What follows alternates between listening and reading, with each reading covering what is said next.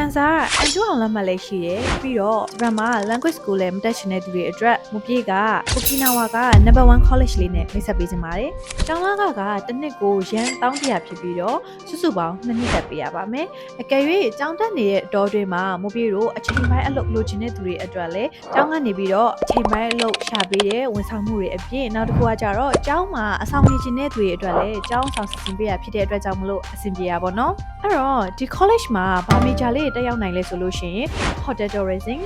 IT,